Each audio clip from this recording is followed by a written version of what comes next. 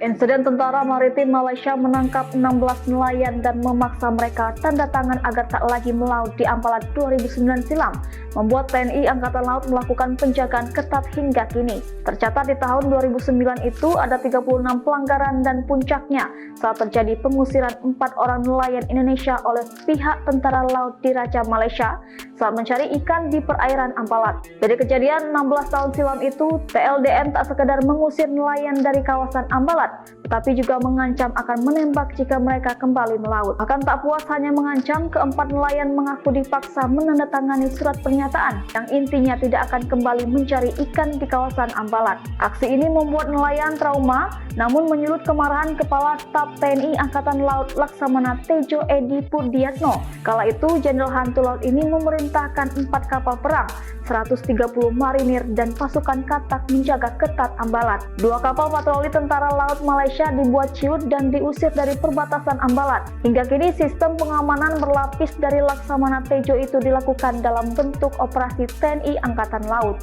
Operasi di Ampalat 2005, TNI Angkatan Laut mengirim 2 kapal perang terbaik, yakni KRI Oswald Siahaan jenis frigat atau kapal tempur, Perusak, dan KRI Ijek kapal patro torpedo di perairan Ampalat merupakan operasi rutin. Kedua kapal ini diperkuat pasukan hantu laut yang terdiri dari gabungan pasukan katak, marinir, ahli artileri, dan detesemen Jala Mangkara. Keempat unsur pasukan elit TNI Angkatan Laut ini tergabung dalam 2 kapal yang melakukan operasi. Sementara itu, operasi cepat baru saja dilakukan tim Patkor Malindo 16725 dan dilanjutkan kembali dengan mengutus 4 kapal perang yakni KRI Karotang dan KRI Lepu. Tak tanggung-tanggung di Selat Malaka, TNI justru menggandeng Malaysia yang mengerahkan KD Muhammad Amin dan KD Cirai. Komandan Pangkalan Utama TNI Angkatan Laut Brigjen TNI Jasiman Purba mengatakan pihaknya kerap melakukan operasi dan bekerja sama dengan pihak terkait.